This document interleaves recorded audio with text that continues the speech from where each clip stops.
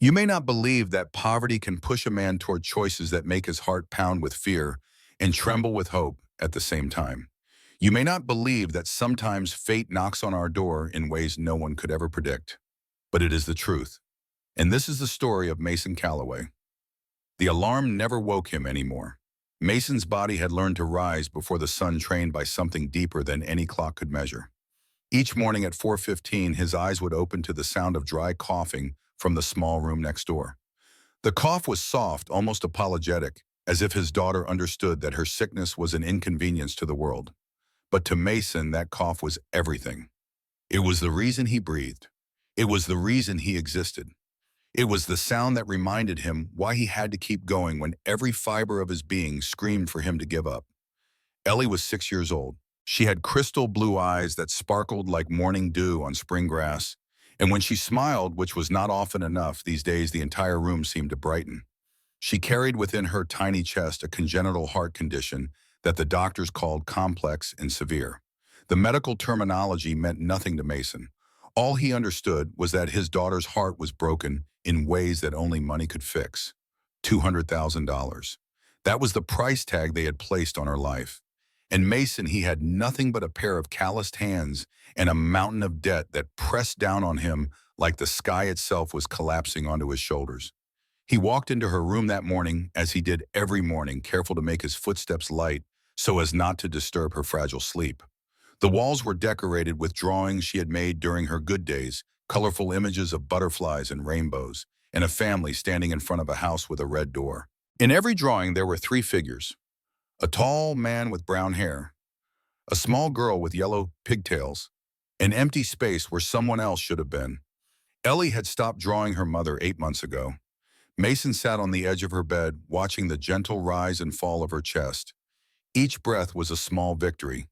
Each exhale was a promise that she would take another. The oxygen concentrator hummed softly in the corner, a constant mechanical heartbeat that supplemented her struggling one.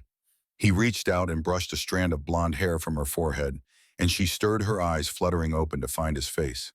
"Daddy." Her voice was barely a whisper, rough from the coughing that plagued her nights.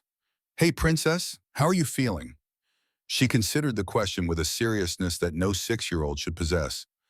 "My chest feels heavy, like there's an elephant sitting on it." "An elephant, huh? Must be a pretty small elephant." A ghost of a smile crossed her pale lips. "Maybe a baby elephant." "Daddy, are elephants real? I've only seen them in books." "They're real, sweetheart. One day I'll take you to see them. We'll go to the zoo and you can feed them peanuts and they'll wave their big trunks at you." Promise. The word hung in the air between them, heavy with all the promises Mason had already broken. He promised her mother would stay. He promised they would keep the house with the backyard swing. He promised everything would be okay. And one by one, those promises had crumbled like sandcastles against the tide. "I promise, baby girl. Now try to rest. Grandma will be here soon." He kissed her forehead and stood, his knees aching from kneeling on the thin carpet. At 34 years old, Mason Calloway felt ancient. His body bore the marks of a life spent in physical labor, and his soul carried wounds that no medicine could heal. As he moved toward the door, Ellie's small voice stopped him. "Daddy, will you come back?" The question pierced him more deeply than she could ever know. "I always come back, Ellie, always." He stepped into the hallway and closed her door gently behind him. The apartment was small, cramped, a two-bedroom unit on the east side of Austin, where the rent was cheap because the neighborhood was not. The walls were thin enough that he could hear the arguments from the couple next door, the crying baby 2 floors up, the constant bass from the bar at the corner that never seemed to close. But it was all he could afford. After selling the house, after paying off what he could of the medical bills, after Dana took her half and disappeared into another life, this was what remained. Mason made his way to the kitchen, which was really just a corner of the living room, with a stove and a refrigerator that groaned like an old man every time it cycled.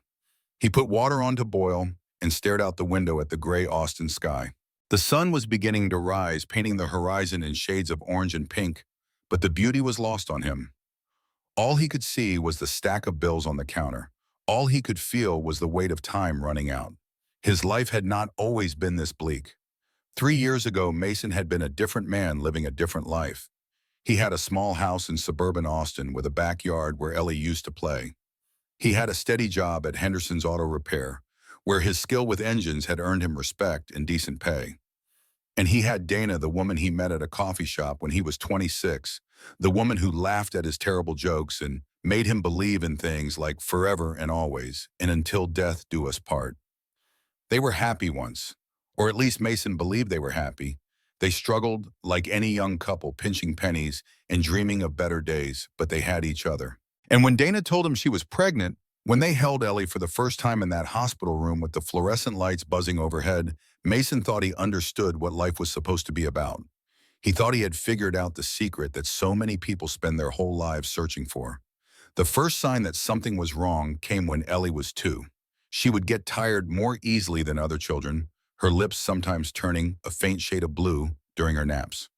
The pediatrician initially dismissed it as nothing serious, but Dana insisted on more tests. And then the diagnosis came delivered in a sterile office by a cardiologist who spoke in terms and percentages and probabilities, none of which meant anything except one undeniable fact. Their daughter's heart was failing. Complex congenital heart disease, the doctor explained. A combination of defects that would require surgical intervention. The operation itself was risky, but necessary. Without it, Ellie might not see her 10th birthday. And the cost, well, the cost was beyond anything they could imagine, $200,000. The number seemed abstract at first, like something from a news story about other people's problems. But as the insurance company's rejections piled up, as the appeals were denied, as the reality of their situation became impossible to ignore, that number transformed into a prison sentence. It was a wall that separated their daughter from life itself, and no matter how hard Mason worked, no matter how many overtime hours he logged at the shop, he could not climb it. Dana tried it first. She took a second job waiting tables at night, coming home exhausted with her feet aching and her smile growing thinner with each passing week. They sold the car and bought a cheaper one. They canceled the cable to gym membership, the small luxuries that had once made life feel livable. They applied for every assistance program they could find, sat in waiting rooms, filling out forms, explained their situation to bureaucrats who looked at them with the tired eyes of people who had heard 1,000 similar stories. Nothing was enough. The debt kept growing. The surgery date kept getting pushed back. And slowly something in Dana began to break. Mason remembered the night everything changed. It was a Tuesday, unremarkable in every way except for what it would come to represent. He came home from the shop to find Dana sitting at the kitchen table, her suitcase already packed and waiting by the door. Ellie was asleep in her room, unaware that her world was about to shatter. Dana looked at him, and her eyes were not angry or sad. They were empty, hollow, like someone who had already left long before her body decided to follow. "I can't do this anymore, Mason." He stood in the doorway, still wearing his oil-stained work clothes, trying to process words that did not make sense. "Can't do what? What are you talking about? This, all of this, the bills, the hospitals, the endless waiting for something that's never going to come. I can't do it anymore." "Dana, I know it's hard. I know you're tired. But we'll figure it out. We always do." She shook her head slowly, and the motion seemed to cost her everything she had left. "No, Mason, we won't. I've been lying to myself, lying to you, pretending that somehow things will get better. But they won't. They're only going to get worse. So what, you're just going to leave? What about Ellie?" The silence that followed his question lasted only seconds, but it stretched into eternity. When Dana finally spoke, her voice was barely audible. "Ellie is dying, Mason. No matter what we do, no matter how much money we find, she's dying. And I can't sit here and watch it happen. I'm not strong enough. She's not dying. The surgery can save her. The doctor said there's a good chance. A chance, a possibility, a maybe. That's all we have, Mason. Maybes. And I can't build a life on maybes anymore." She stood and walked toward the door, picking up her suitcase with hands that did not tremble. Mason wanted to stop her. He wanted to grab her arm and beg her to stay, to remind her of the vows they had made, to plead for their daughter's sake. But something in his chest had turned to stone, and he could not move. He could only watch as the woman he loved opened the door and stepped out into the night. "Where will you go?" Dana paused but did not turn around. "Michael has a place in Houston. I'll stay with him for a while." Michael, the name hit Mason like a physical blow. Michael Reynolds, Dana's colleague from the marketing firm where she used to work before the economy forced layoffs. Michael, who had always been a little too friendly, a little too attentive, a little too willing to offer a shoulder when Dana needed to cry. How long? Does it matter? How long, Dana? She finally turned, and for just a moment, Mason saw something flicker in her eyes. Guilt, maybe, or regret, but it was gone as quickly as it appeared. 6 months since her third birthday party, the one you missed because you were working a double shift. Mason felt the world tilt beneath his feet. 6 months, half a year of lies, half a year of another man's hands on his wife while he worked himself to exhaustion, trying to save their daughter. The betrayal was so complete, so total, that it almost circled back around to something like relief. At least now he knew. At least now he understood why she had grown distant, why her kisses had become mechanical, why she flinched sometimes when he reached for her in bed. Get out. Mason, get out now. Before I say something I can't take back. She left without another word. The door closed behind her with a soft click that echoed through the empty apartment like a gunshot. Mason stood in the silence, listening to her footsteps fade down the hallway, listening to the elevator doors open and close, listening to the last remnants of his marriage disappear into the Texas night. He did not cry. He needed to, but the tears would not come. Instead, he walked to Ellie's room and stood in the doorway watching his daughter sleep. She was so small, so fragile, curled up in her princess blanket, with her stuffed rabbit clutched against her chest. She had no idea that her mother had just abandoned her. She had no idea that the family she drew in her pictures would never exist again. Mason made a promise to himself that night, standing in that doorway with his heart shattered into 1,000 pieces. He would never leave. No matter how hard things got, no matter how dark the road became, he would never do to Ellie what Dana had done. He would stay. He would fight. And somehow, some way, he would save her. The next morning, he began the process of dismantling his life. He sold the house at a loss, using the money to pay down the most pressing debts. He sold the furniture, the television, Dana's jewelry that she had left behind. He sold everything except Ellie's toys and books, the essentials they needed to survive, and a single photograph of the three of them taken on a beach vacation before everything fell apart. He kept the photograph not out of sentimentality, but as a reminder of what he had lost, a reminder of why he could never stop fighting. He found the apartment on the east side of Austin because it was cheap and because they allowed him to pay weekly instead of monthly. He enrolled Ellie in a home care program through the county hospital, which provided a visiting nurse and basic medical supplies. And he began searching for work, any work that would allow him to be with his daughter during the day while still earning enough to survive. That was when he found the job at Aldrich Holdings. The position was nothing special. Night janitor at the corporate headquarters, working from 11 in the evening until 7 in the morning. The pay was slightly above minimum wage, but they offered health insurance after 90 days, and the schedule meant Mason could be with Ellie during her waking hours. He applied without hope, expecting to be rejected, as he had been rejected by so many other companies who did not want to hire a man with a sick child and a mountain of personal problems. But Aldrich Holdings said yes. The HR representative, a tired-looking woman named Sandra, barely glanced at his resume before handing him a stack of forms to fill out. She did not ask about his previous experience. She did not ask why he wanted to work nights. She simply needed a body to push a mop and empty trash cans, and Mason was a body willing to do both. He started the following Monday. The headquarters of Aldrich Holdings was a gleaming skyscraper in downtown Austin, 47 floors of glass and steel that dominated the skyline like a monument to wealth and power. During the day, thousands of employees in expensive suits hurried through its lobbies and conference rooms, making decisions that moved millions of dollars with a single phone call. But at night, the building transformed into something else entirely. A tomb, a cathedral of silence, a place where a man like Mason could disappear into the shadows and pretend for a few hours at least that he was invisible. His duties were simple: clean the floors, empty the trash, wipe down the glass surfaces that seemed to cover every wall, stock the bathrooms with supplies, report any maintenance issues to the day shift supervisor, do not speak to anyone unless spoken to, do not access any restricted areas, do not ask questions. Mason followed the rules religiously. He arrived early, clocked in, collected his supplies, and began his rounds. He started on the ground floor and worked his way up, methodically moving from office to office, hallway to hallway, floor to floor. The work was tedious and repetitive, exactly the kind of mindless labor that allowed his body to function on autopilot while his mind drifted elsewhere. He thought about Ellie constantly. During his breaks, he would find a quiet corner and video call her on his old smartphone, watching her sleepy face appear on the cracked screen.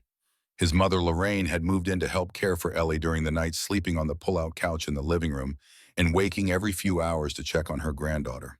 Lorraine was 72 years old and her hands had begun to shake from early-stage Parkinson's disease, but she insisted on helping. "Family takes care of family," she said. "That's how it's always been. That's how it will always be." Mason was grateful for his mother's presence, even as guilt gnawed at him for burdening her with his problems. She had already lost her husband, his father Harold, to lung cancer 5 years ago. She had already watched her son's marriage collapse. She had already sacrificed so much, and now he was asking her to sacrifice even more. But there was no other option. He could not afford professional caregivers. He could not leave Ellie alone. And so Lorraine came, bringing with her the same quiet strength that had carried her through 6 decades of hardship. Weeks passed, months passed. Mason settled into a routine that was equal parts exhaustion and determination. He worked every night that shifts were available, picking up extra hours whenever he could. He applied for every assistance program, every charity, every foundation that offered help to families with sick children. Some provided small grants. Others offered to negotiate with the hospital on payment plans. A few simply sent form letters expressing their regret that they could not help at this time. The debt continued to grow. The surgery remained out of reach. And Ellie, his beautiful, brave daughter, grew slowly weaker.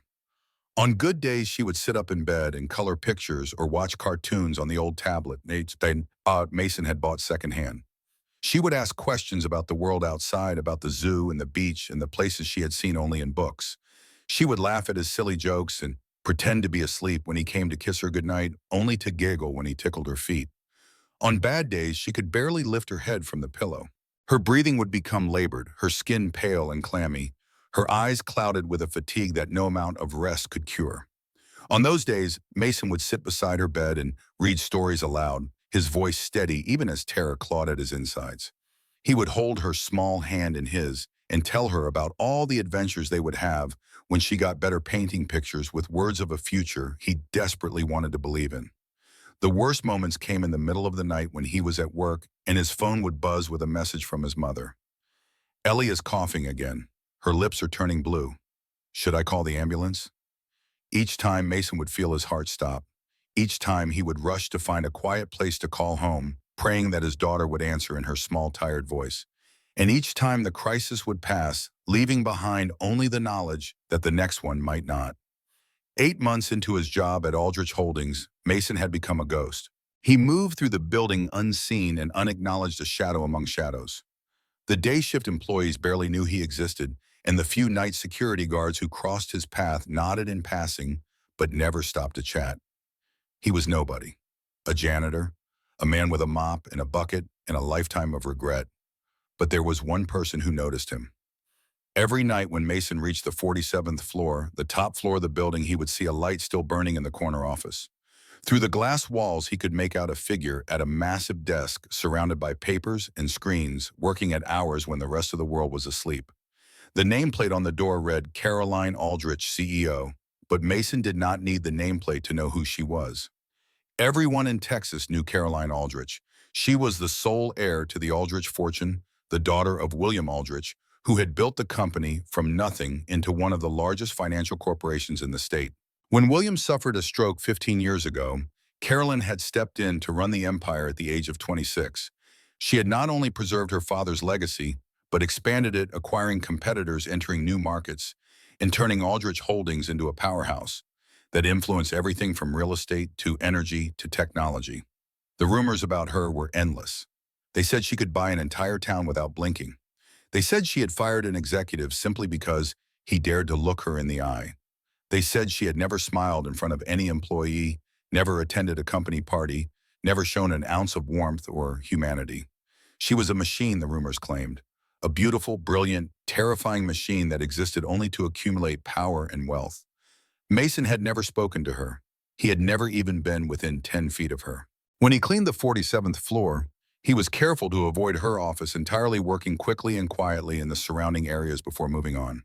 For a man like him, Carolyn Aldrich belonged to another world, a world of private jets and lavish galas and decisions that could change the fate of thousands.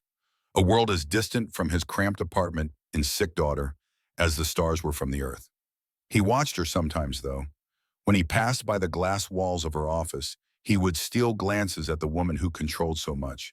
She was always working, always focused her attention, fixed on documents or screens or phone calls that seemed to stretch for hours. She was beautiful in a cold, untouchable way, with blonde hair that she kept pulled back in a tight bun and sharp blue eyes that seemed to see everything and feel nothing. She never looked up. She never noticed him. And Mason told himself that was exactly how it should be. But everything changed one night in October. The day had started badly and gotten worse. Ellie had woken up struggling to breathe, her small chest heaving with the effort of pulling air into her damaged lungs. Lorraine called an ambulance, and Mason rushed home from his morning grocery run to find paramedics in his living room, strapping his daughter to a stretcher while she cried and reached for him. The emergency room visit lasted 6 hours. The doctors ran tests, adjusted her medications, and ultimately sent her home with instructions to rest and monitor her closely. It was not the first time this had happened, and Mason knew it would not be the last. But each episode left him more drained than the one before, the accumulated stress wearing him down like water eroding stone. By the time he arrived at Aldrich Holdings that evening, Mason was running on fumes. His eyes were red from lack of sleep. His hands trembled slightly as he pushed his cart through the lobby. His mind kept drifting back to Ellie, to the image of her tiny body on that stretcher, to the fear in her eyes when the oxygen mask covered her face. He worked mechanically, moving through the floors without really seeing them. The 46th floor was nearly empty, as it always was at this hour, and Mason was wiping down the stairs when his phone buzzed in his pocket. It was the hospital. The nurse's voice on the other end made his heart stop. "Mr. Calloway, this is Sarah from St. David's Cardiology Unit. I'm calling about Eleanor." Mason gripped the phone so tightly his knuckles turned white. "Is she okay? What happened?" "She's stable for now, sir, but Dr. Morrison wanted me to inform you that her condition is deteriorating faster than we anticipated. The surgery needs to happen soon, within the next week if possible." "A week?" Mason's voice cracked. I can't. I understand this is difficult, Mr. Calloway. But without the surgery, Eleanor's heart will not be able to sustain her much longer. Dr. Morrison needs your answer by Friday. We need to know if you can arrange for the procedure." The call ended, but Mason did not move. He stood on the stairs of the 46th floor, staring at nothing, feeling the walls close in around him. A week, 7 days, 168 hours to find $200,000. His bank account held less than 300. His credit was destroyed. He had no assets left to sell, no family members to borrow from, no options left to explore. He collapsed onto the steps, his legs giving out beneath him. The phone slipped from his hand and clattered on the marble floor. For the first time in years, Mason Calloway allowed himself to cry. Not the quiet tears he sometimes shed in the shower when no one was watching, but great heaving sobs that racked his entire body. He cried for Ellie, who deserved so much better than the hand life had dealt her. He cried for himself, for his failures, for his inability to save the person who mattered most. He cried for every broken promise and every shattered dream and every moment of hope that had turned to ash in his hands. He did not know how long he sat there. Minutes maybe, hours.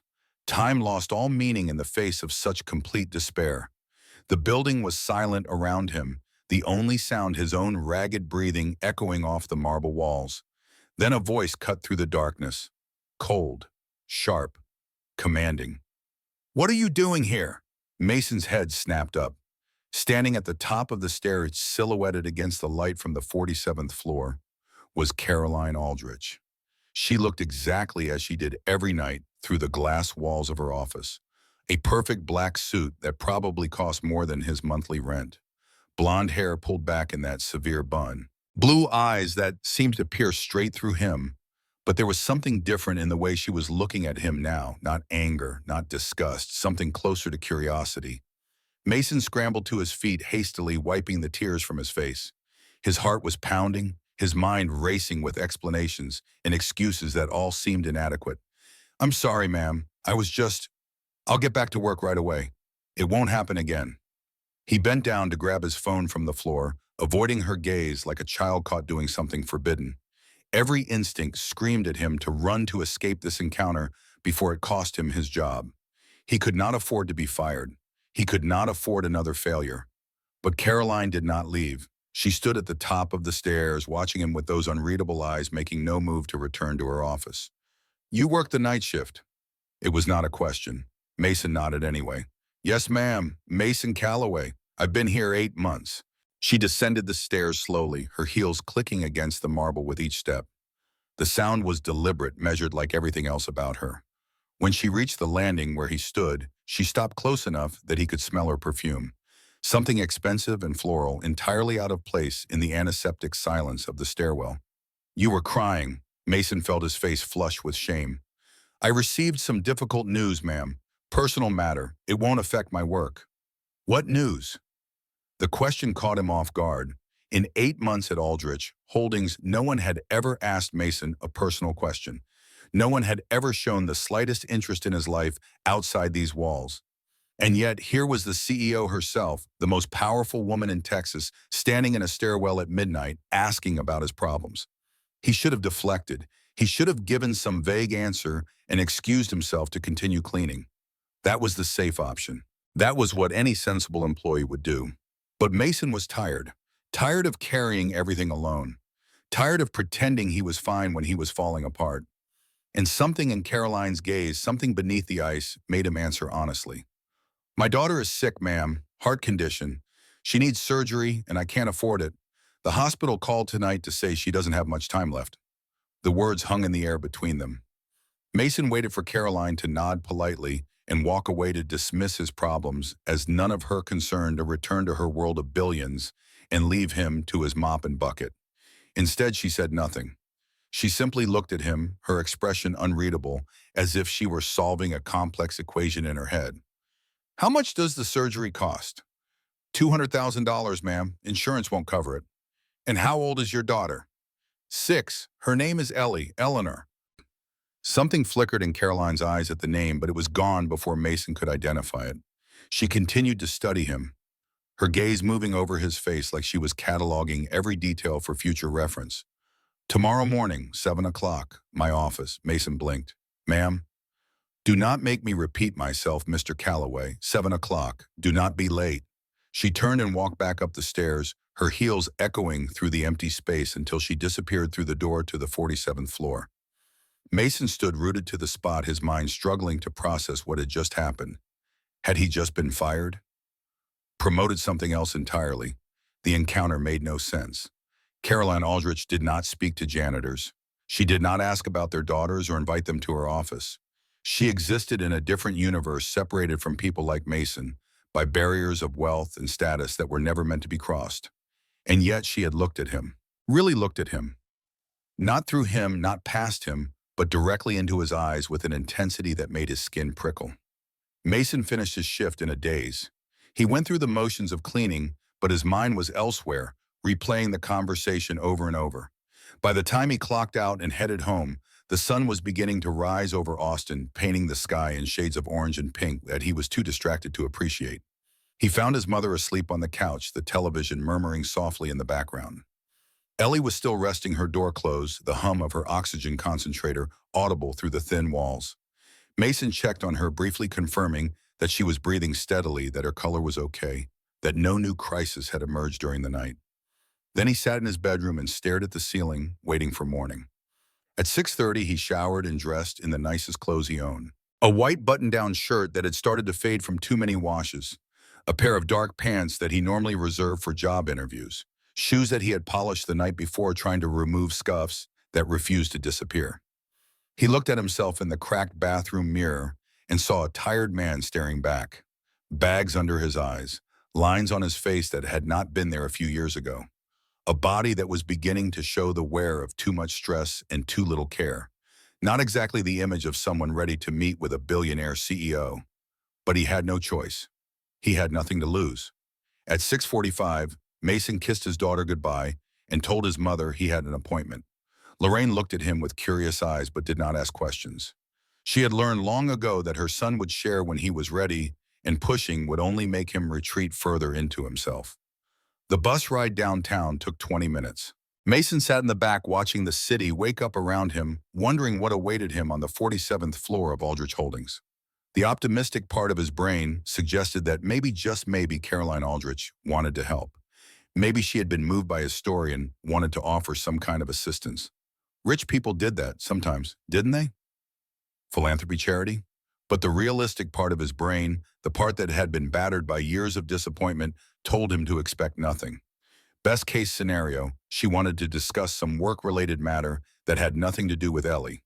Worst case scenario, she was going to fire him for crying in the stairwell and lecture him about professionalism. He arrived at the building at 6:55. The lobby was beginning to fill with early arriving employees, men and women in expensive clothes, carrying expensive coffee and expensive briefcases. They glanced at Mason as he walked toward the elevator, their eyes sliding past him with practiced indifference. He was invisible to them, a janitor, a nobody. The elevator ride to the 47th floor seemed to take forever. Mason's heart pounded in his chest as the numbers climbed higher and higher. By the time the doors opened onto the executive level, his palms were sweating and his mouth had gone dry. The 47th floor was different during the day. Sunlight streamed through the massive windows, illuminating the space in a warm golden glow that made everything look even more expensive than it had in the darkness. The furniture was all polished wood and soft leather. The art on the walls was clearly its original, not the reproductions that decorated the lower floors. The carpet beneath his feet was so thick it felt like walking on clouds. A secretary sat behind a sleek reception desk, typing something on a computer. She looked up as Mason approached, her expression neutral, but appraising. "Mr. Calloway, Mrs. Aldrich is expecting you. This way, please." She led him down a hallway lined with photographs of men in suits, shaking hands and signing documents. The history of Aldrich Holding, as Mason guessed. The founders and leaders and deal makers who had built this empire over generations. He did not recognize any of the faces except one. A portrait of a blond man with sharp features and cold eyes standing beside a young woman who could only be Caroline. William Aldrich and his daughter, taken some time before his stroke, had relegated him to the shadows. The secretary stopped in front of a set of frosted glass doors. "She's waiting for you inside. Good luck." Good luck. The words seemed ominous. Mason took a deep breath and pushed open the doors. Carolyn's office was enormous. It occupied the entire corner of the building with floor-to-ceiling windows that offered panoramic views of the Austin skyline. The city spread out below like a map, other skyscrapers looking like miniature toys from this height. A massive black oak desk dominated one end of the room, covered with neat stacks of papers and a sleek computer monitor. Behind it sat Caroline Aldrich. She looked different in the daylight. Still beautiful, still cold, but there was something more human about her now. Maybe it was the way the sunlight softened the sharp lines of her face. Maybe it was the slight shadows under her eyes that suggested she had slept as little as Mason. Or maybe it was just his imagination trying to find something familiar in this woman who controlled so much. "Sit." Mason walked toward the desk and lowered himself into the chair she had indicated. It was soft leather, absurdly comfortable, the kind of chair that belonged in a luxury home rather than an office. He sat on the edge, not allowing himself to relax. Carolyn studied him for a long moment, her blue eyes moving over his face with that same analytical intensity he had seen in the stairwell. Then she reached into a drawer and pulled out a thick leather briefcase, which she pushed across the desk toward him. "Open it." Mason's hands were trembling as he undid the clasp. Inside were papers. Dozens of papers neatly organized in folders and bound with clips. He flipped to the first page and felt his heart stop. It was Ellie's medical file. Everything was there. Her diagnosis, her treatment and history, the details of her condition, the recommended surgical procedure, the cost estimates. Every scrap of information that the hospital had compiled over the past 4 years was documented in precise clinical language. Mason looked up at Caroline, his voice barely above a whisper. "How did you get this?" She did not answer. Instead, she stood and walked to the window, her back to him, gazing out at the city below. I can help your daughter, Mason. I can pay for the entire surgery. I can erase all your debts. I can give you and your child a new home, a new life. The words washed over him like a wave impossible to comprehend. He stared at her silhouette against the bright sky, waiting for the catch. There was always a catch. Carolyn turned to face him, and for the first time he saw something beneath the ice. Not warmth exactly, but vulnerability. A crack in the armor she wore like a second skin. But in return, you must give me something. Something money cannot buy. The room suddenly felt smaller. The air thickened around Mason, pressing against his chest like a physical weight. He gripped the arms of the chair, bracing himself for whatever came next. What do you want? Carolyn walked toward him slowly, her heels silent on the thick carpet. She stopped directly in front of his chair, close enough that he could see the faint lines around her eyes, the nearly imperceptible tension in her jaw. When she spoke, her voice was low and steady, each word falling like a stone dropped into still water. I want you to give me a child. Mason stared at her. His brain refused to process what he had just heard. A child. She wanted him to give her a child. The CEO of Aldrich Holdings, the most powerful woman in Texas, the billionaire heiress, who could have anything and anyone she wanted, was asking him, a janitor with a dying daughter, to father her child. I don't understand. You heard me perfectly well, Mr. Calloway. I do not like repeating myself. But why me? You could have anyone. You could adopt. You could use a surrogate. You could... Do you think I haven't tried? Caroline's voice cracked just slightly before she regained control. She walked back to her desk and opened another drawer, pulling out a second file. This one was even thicker than the first. 15 years, Mason. 15 years I have been searching for someone I could trust. She dropped the file onto the desk and papers spilled out.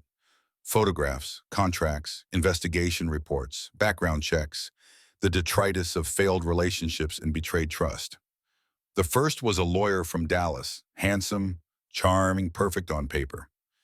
Carolyn picked up a photograph of a smiling man in an expensive suit.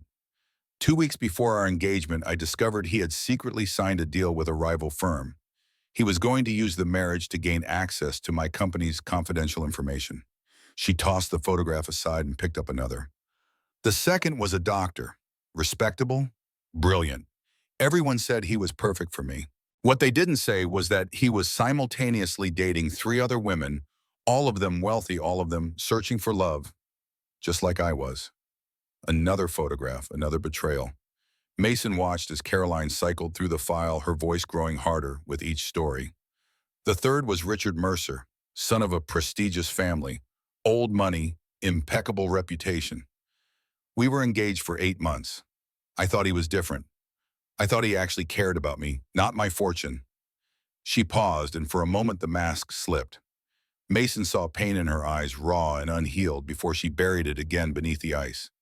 One day before our wedding, I found a document in his briefcase, a prenuptial agreement he had hired his own lawyer to draft. If I had signed it, he would have gained control of 30% of my assets the moment we married. 30% of everything my father built. Everything I had spent my life protecting. Caroline returned to the window, her reflection visible in the glass. That was the day I understood the truth. No one wants me. They only want what I have. My name, my wealth, my power. No one sees Caroline. They only see the Aldrich name. The bitterness in her voice was palpable. Mason sat in silence, not knowing what to say, not knowing if there was anything that could be said. But you are different. She turned to face him, and her eyes locked onto his with an intensity that made him feel stripped bare.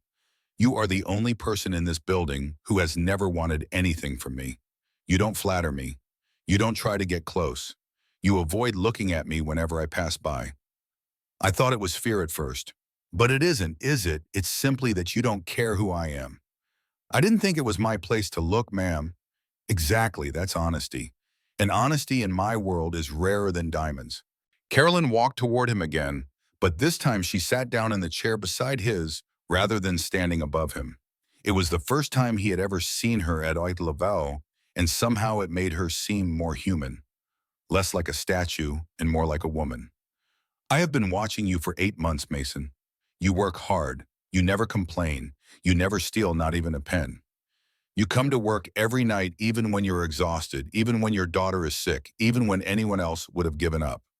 And every night at exactly 11 o'clock, no matter what, you take a break to video call your daughter. Mason felt exposed, vulnerable. She knew everything about him. Every detail of his miserable little life had been cataloged and analyzed by this woman who controlled an empire. I also know about Dana, Carolyn continued, her voice softening slightly. I know when she left. I know with whom. I know where she is now.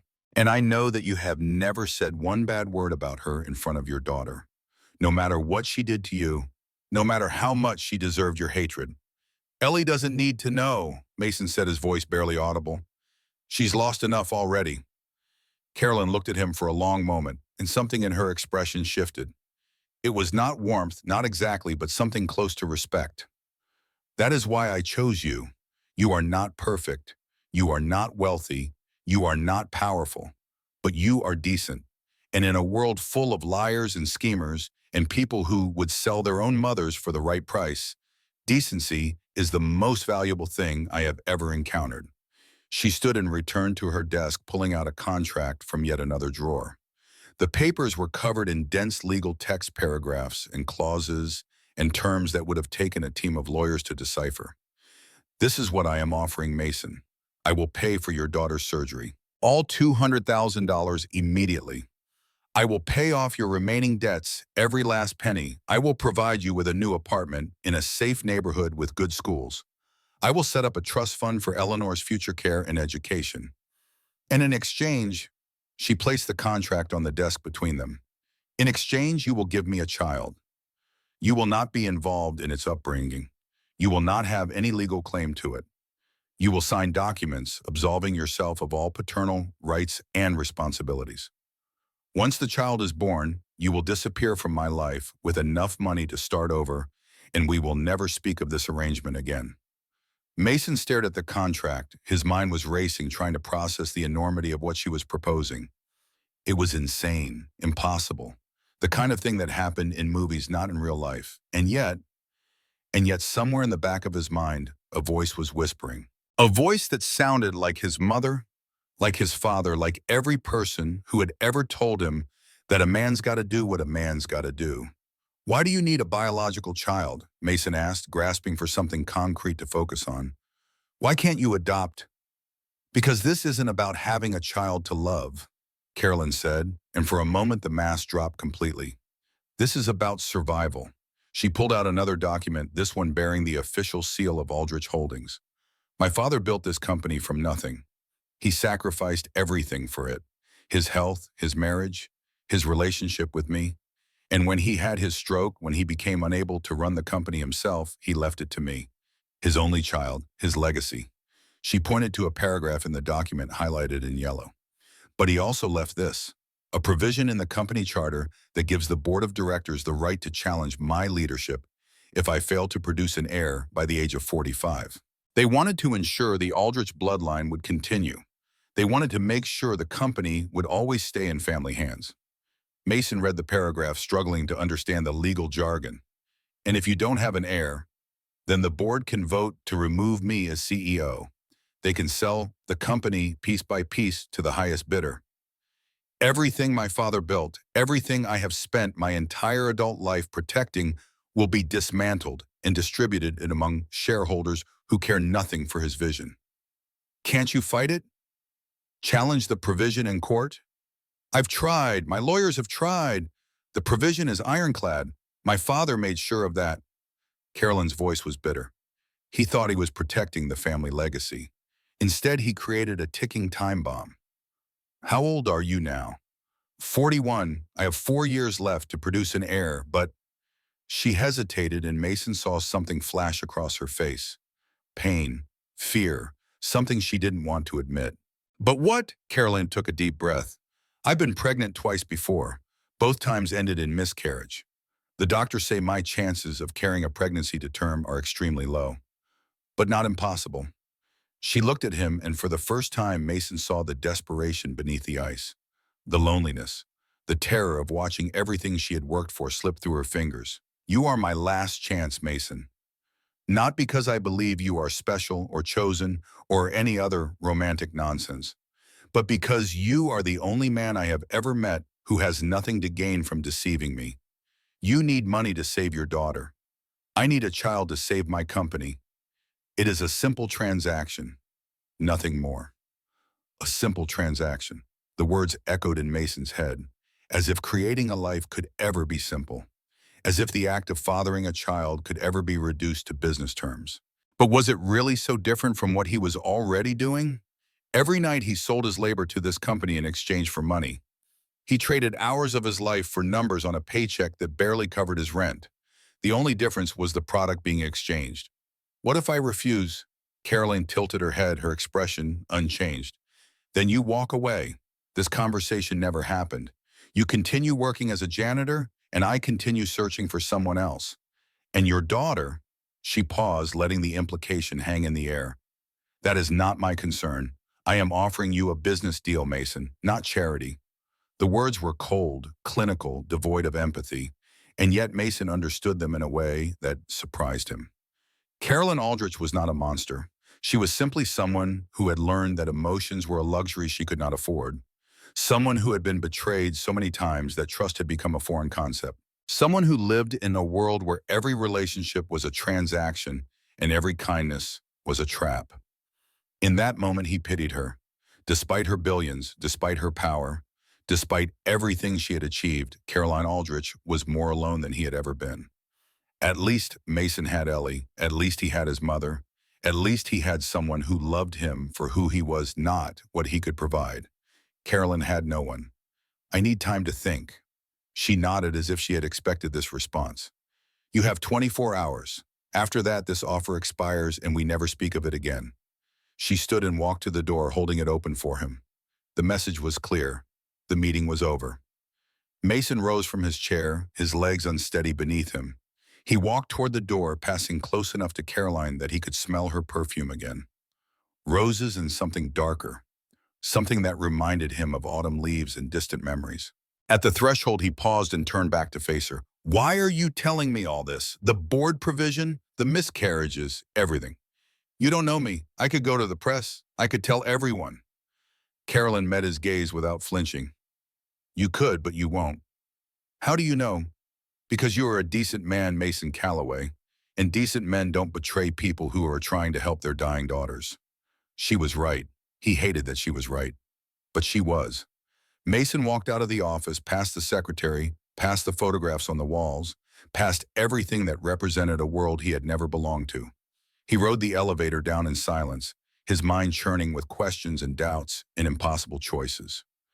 When he stepped out of the building and into the bright Texas morning, he felt like a man who had just woken from a dream. The streets were busy, with people rushing to work, living their ordinary lives, oblivious to the fact that somewhere on the 47th floor, a desperate woman had just offered a desperate man a chance to save his daughter at a price he wasn't sure he could pay. Mason walked to the bus stop and sat down on the bench. He pulled out his phone and stared at the cracked screen, at the picture of Ellie that served as his wallpaper. She was smiling in the photo, holding up a drawing she had made of a butterfly. It was from last summer, before her condition had worsened, before the coughing and the blue lips and the hospital visits became a regular occurrence. 24 hours. He had 24 hours to make a decision that would change everything. The bus arrived and Mason climbed aboard. He found a seat in the back and watched the city slide past the window. The hospital where Ellie was being monitored appeared briefly in the distance, its white walls gleaming in the morning sun. She was in there right now, fighting for her life, with every breath waiting for a miracle that might never come. Unless he made it come. The weight of the choice pressed down on Mason like a physical force. On one side were all the values he had been raised with: honor, integrity, the belief that some lines should never be crossed no matter the circumstances. His father had lived his entire life by those principles, had died believing that a man's character was worth more than any amount of money. But his father had never had to watch his daughter die. Mason closed his eyes and leaned his head against the window. The glass was cold against his forehead, and he let the vibration of the bus engine rock him gently as it navigated through traffic. He thought about what his mother would say. Lorraine Calloway was a practical woman, hardened by decades of struggle and loss. She had buried her husband. She had watched her son's marriage collapse. She had moved into a cramped apartment to help care for a granddaughter whose condition seemed to worsen by the day. Would she tell him to refuse Caroline's offer and preserve his dignity? Or would she tell him that sometimes survival demanded sacrifices that felt impossible? He thought about Ellie, his beautiful, brave daughter, who still believed in happy endings, even though life had given her nothing but disappointment. She didn't know that her mother had abandoned her. She didn't know that her father worked nights scrubbing floors in a building owned by someone who could buy and sell their entire lives with pocket change. She didn't know how much he had sacrificed, how many pieces of himself he had given up just to keep her alive. And she didn't know that right now, at this very moment, he was considering giving up one more piece. But would it really be giving up something, or would it be gaining something instead? $200,000 could pay for Ellie's surgery. It could clear their debts. It could give them a fresh start in a decent apartment in a safe neighborhood. It could give Ellie a future. And all it would cost was one act, one moment, one choice that Mason could bury deep inside himself and never think about again. Except he knew it wasn't that simple. Nothing was ever that simple. The child that resulted from this transaction would be his flesh and blood, his son or daughter growing up in Caroline Aldrich's world, raised by strangers, never knowing who their father was or why he had agreed to create them and then walk away. Could he live with that? Could he go through his life knowing that somewhere out there was a child who carried half his DNA, a child he had agreed to abandon before they were even conceived? The bus stopped and Mason realized he had reached his neighborhood. He stepped off and walked the 3 blocks to his building, barely noticing the trash strewn along the sidewalk or the sounds of argument drifting from open windows. His apartment was quiet when he entered. His mother was in the kitchen, washing dishes, and she looked up when he came through the door. "You're back early. Is everything okay?" Mason hesitated. He wanted to tell her everything, to lay out the impossible choice and ask for her guidance. But the words stuck in his throat. "I need to think about something, Mom. Can you stay with Ellie for a while longer?" Lorraine dried her hands on a towel and studied her son's face. She had known him for 34 years. She had seen him through every joy and every sorrow, and she could tell that something was very wrong. "Whatever it is, Mason, you can tell me. I know, I need some time alone." She nodded slowly, accepting his need for space even though it clearly worried her. "I'll be here." Ellie should sleep for a few more hours. The hospital said her readings were stable this morning. Mason thanked her and retreated to his bedroom, closing the door behind him. He sat on the edge of his bed and stared at the wall, at the peeling paint and the water stains on the ceiling, at all the evidence of a life that had gone wrong in ways he never could have predicted. 24 hours. He lay back on the mattress and closed his eyes, trying to quiet the chaos in his mind. The image of Caroline Aldrich floated before him, her cold blue eyes, her perfect suit, the vulnerability she had tried so hard to hide beneath her armor of wealth and power. She was lonely. That was the truth he had seen in her office, the truth she probably didn't even admit to herself. Behind the billions in the boardrooms and the business deals was a woman who had never been loved for who she was. A woman who had been betrayed by everyone she had ever trusted. A woman who was so afraid of connection that she had reduced the most intimate act of creation to a contract and a handshake. Mason understood loneliness. He had lived with it for 3 years, ever since Dana walked out the door. But at least he had Ellie. At least he had someone to love and be loved by. Carolyn had no one. And despite everything, despite the impossible offer and the cold demands and the way she looked at him like he was a problem to be solved rather than a person to be known, Mason felt something stir in his chest. Pity, or maybe compassion, or maybe something else entirely that he didn't want to examine too closely. The hours passed. Mason drifted in and out of sleep, his dreams filled with fragmented images. Ellie laughing in a sunlit garden. Caroline standing alone in her empty office. His father's face worn and tired, telling him that a man is measured not by what he takes, but by what he gives. When he woke, the afternoon light was slanting through his window, and his phone was buzzing with a notification. The hospital reminding him of Ellie's upcoming appointment. Another piece of the puzzle. Another thread pulling him toward a decision he wasn't ready to make. He got up and splashed water on his face, then walked out to the living room. His mother was sitting on the couch knitting something in soft yellow yarn. She looked up when he appeared. Feeling better? Not really. Mason sat down beside her, watching her hands move with practiced ease. Mom, can I ask you something? Of course. If you had a chance to save someone you loved, but that chance required you to do something you weren't sure was right, what would you do? Lorraine's hands stilled. She looked at her son with eyes that had seen too much, understood too much. What are we really talking about here, Mason? He took a deep breath. I met someone wealthy, very wealthy. They offered to pay for Ellie's surgery, all of it plus more. But they want something in return, something I'm not sure I can give.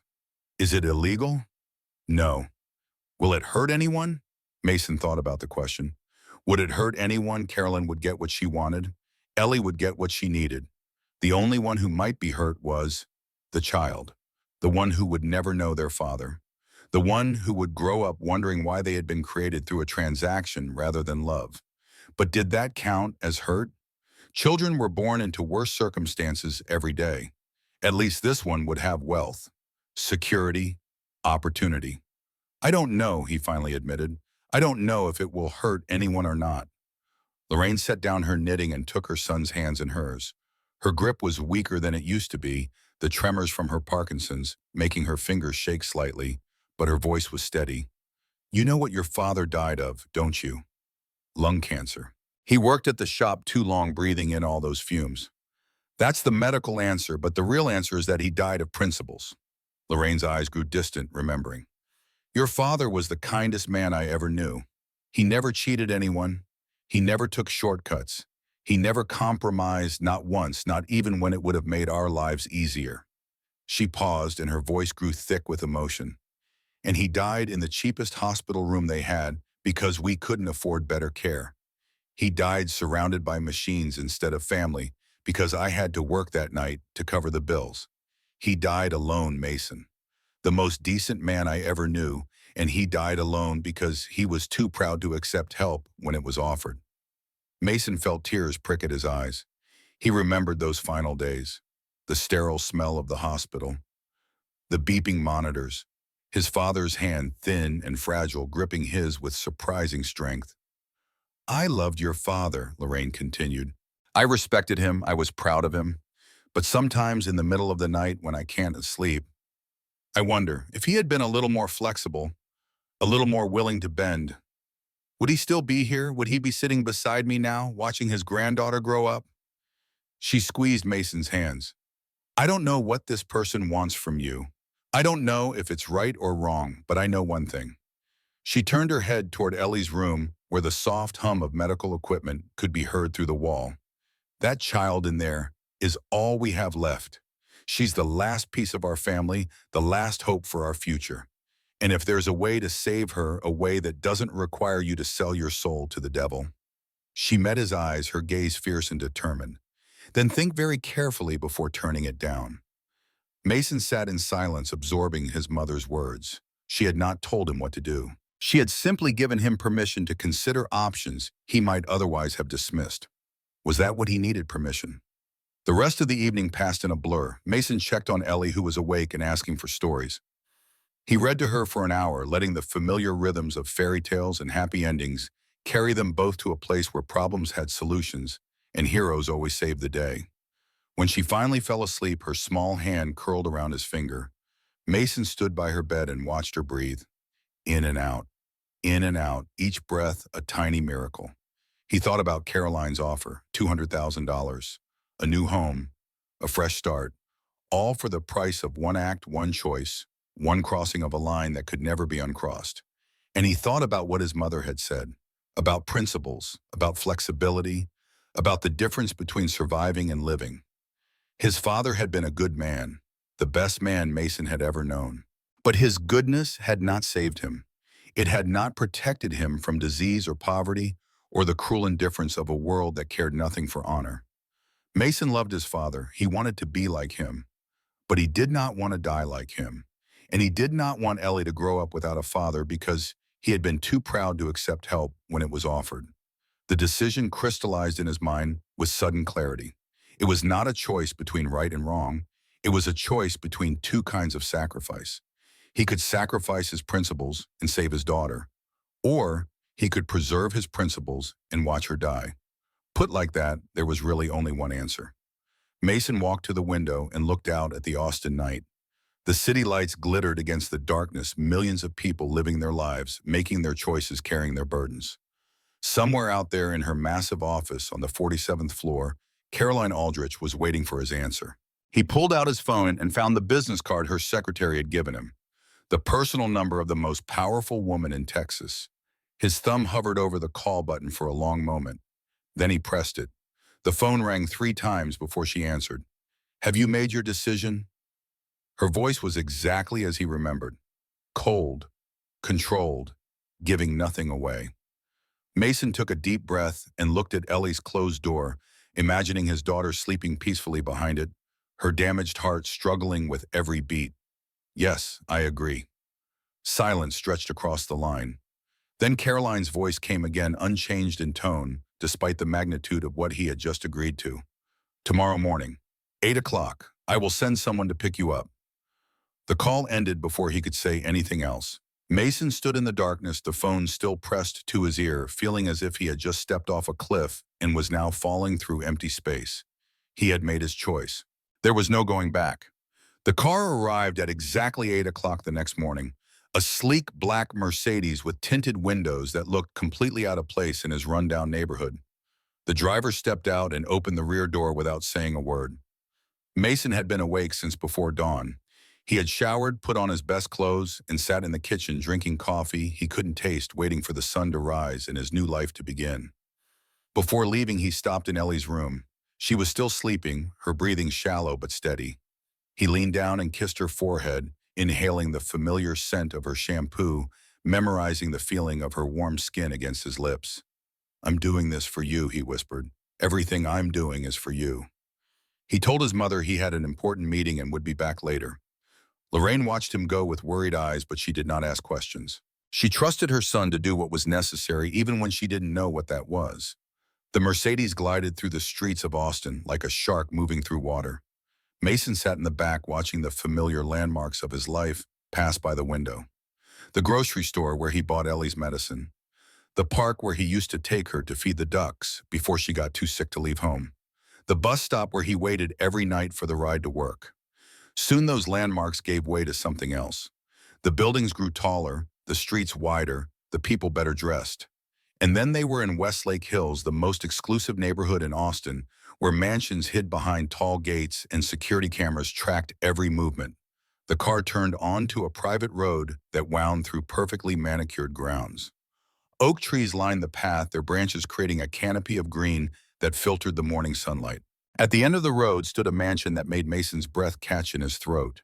It was enormous. White stone walls, soaring columns, massive windows that reflected the sky like mirrors. A circular driveway surrounded a fountain that would have looked at home in a European palace.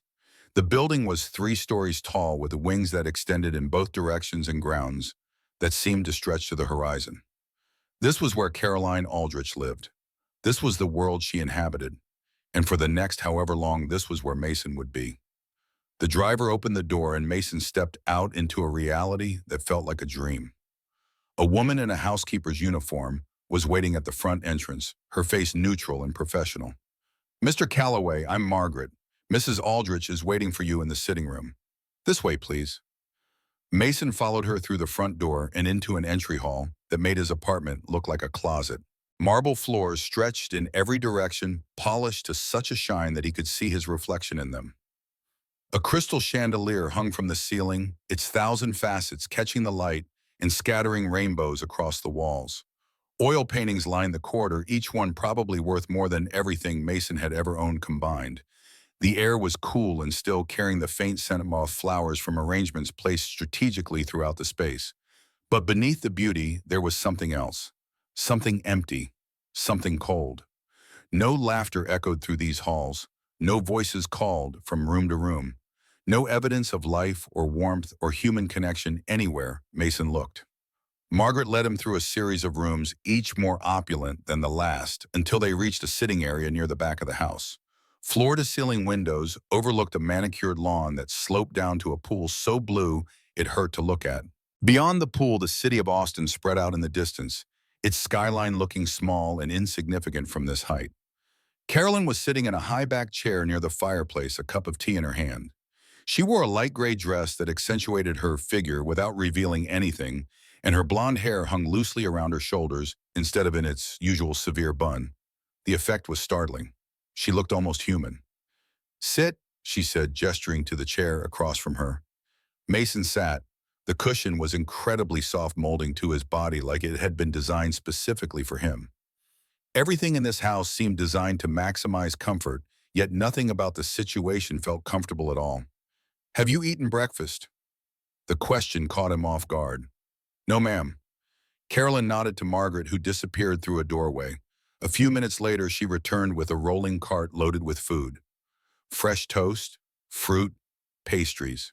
Dishes that Mason didn't recognize, but that smelled incredible. "Eat," Carolyn said. "You'll need your strength." Mason didn't understand what she meant, but he was too hungry to refuse.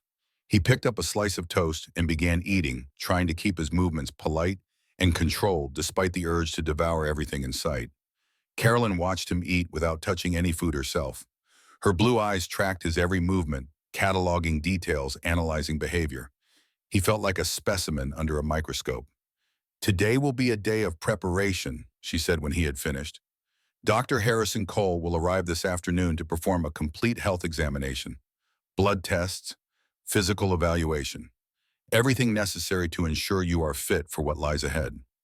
Mason nodded. It made sense. If she was planning to have a child with him, she would want to make sure there were no genetic defects or health problems that could complicate things. "After the medical examination, my lawyer will have you sign several documents.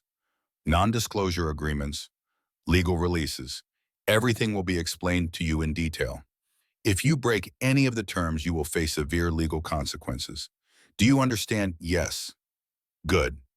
Carolyn set down her teacup and folded her hands in her lap. "Do you have any questions? Any concerns you wish to raise before we proceed?" Mason thought about the 1,000 questions swirling in his mind, about the child they were about to create, about what would happen after it was born, about how he was supposed to live with himself, once this was all over. But instead he asked something else entirely. "Why me?" Carolyn's expression didn't change.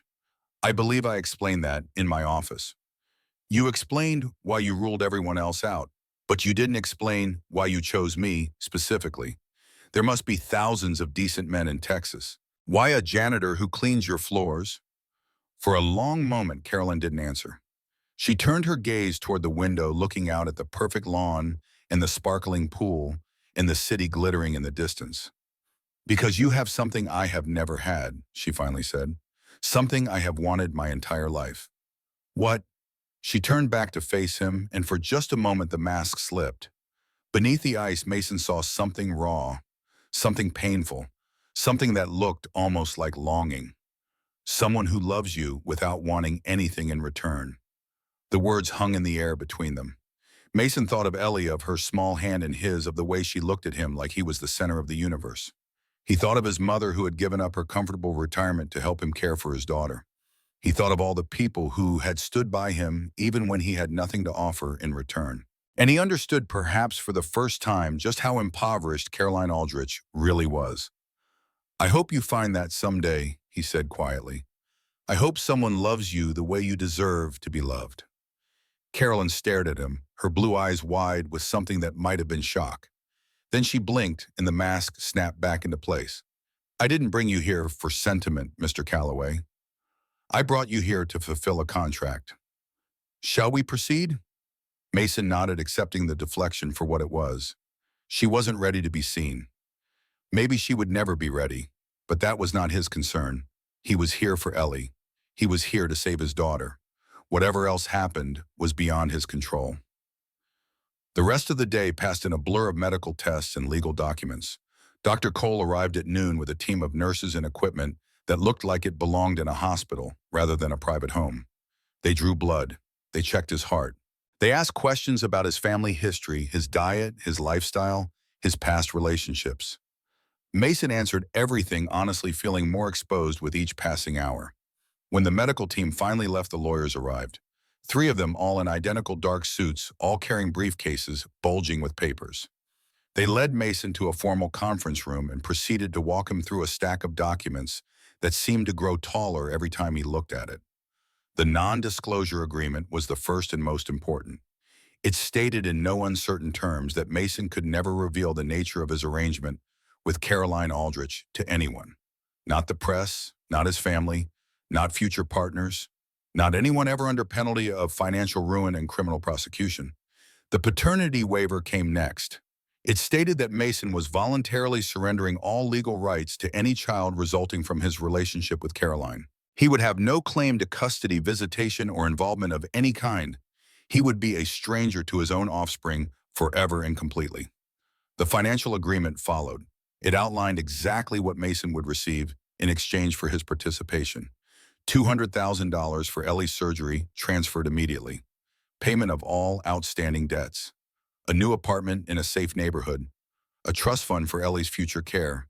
And a final lump sum of $1 million to be delivered upon the successful birth of a healthy child. $1 million. The number seemed unreal, impossible. More money than Mason had ever dreamed of possessing. But there was a condition. The million would only be paid if the child was born healthy and if Mason complied with all terms of the agreement. If he violated any clause, if he spoke to anyone about their arrangement, if he attempted to contact the child at any point in the future, he would forfeit everything. The surgery money would become a loan that he would be obligated to repay. The debts would be reinstated. He would be left with nothing except the knowledge of what he had done. The lawyers waited while Mason read through every page, every paragraph, every word. They answered his questions in clinical, detached tones, treating the creation of a human life like any other business transaction. Because to them, that's exactly what it was. When he finally signed the last document, his hand was shaking so badly he could barely hold the pen. The lawyers gathered their papers, shook his hand, and departed, leaving him alone in the conference room, with the weight of what he had done pressing down on his shoulders. He sat there for a long time, staring at the empty table, wondering if he had just sold his soul. That evening, Margaret showed him to a guest room on the second floor. It was larger than his entire apartment, with a king-size bed covered in silk sheets, a private bathroom with a marble tub, and a balcony overlooking the gardens. Fresh clothes had been laid out for him, expensive things in his exact size that someone must have purchased specifically for this occasion. Mason stood at the window, looking out at the estate spread before him. The sun was setting, painting the sky in shades of purple and gold, and the lights of Austin were beginning to twinkle in the distance. It was beautiful. It was perfect. And he had never felt more alone. A knock came at the door. Margaret appeared with a tray of food and the message that Mrs. Aldrich would like to see him in her study at 9 o'clock. Mason ate without tasting. He showered and changed into the new clothes. And at exactly 9 o'clock, he walked down the hallway to Caroline's study. She was sitting behind a massive desk surrounded by screens and documents and all the trappings of someone who ran an empire. When he entered, she looked up and gestured for him to close the door. "The medical results are in," she said without preamble. "You're in excellent health, no genetic markers for concern. Dr. Cole says we can begin whenever we're ready." Begin. Such a simple word for such an enormous thing. "When do you want to start?" Carolyn stood and walked around the desk, stopping a few feet in front of him. In the soft light of the study, she looked younger somehow, more vulnerable, less like a billionaire CEO, and more like a woman standing on the edge of a cliff about to jump. "The question is not when I want to start," she said quietly. "The question is whether you are prepared for what comes next." Mason met her gaze. Her blue eyes searched his face, looking for something. Doubt, fear, regret. He showed her none of those things. Because in that moment, standing in the study of a woman who had everything except the one thing she truly wanted, Mason Calloway made peace with his choice. "I'm ready," he said, and the journey that would change both their lives forever began. The first week inside Caroline Aldrich's mansion passed like a fever dream. Mason moved through rooms that seemed to stretch into infinity, ate meals prepared by chefs whose names he never learned, and slept in a bed so comfortable it felt like drowning in clouds. Every morning he woke expecting to find himself back in his cramped apartment, the whole experience revealed as nothing more than an elaborate hallucination.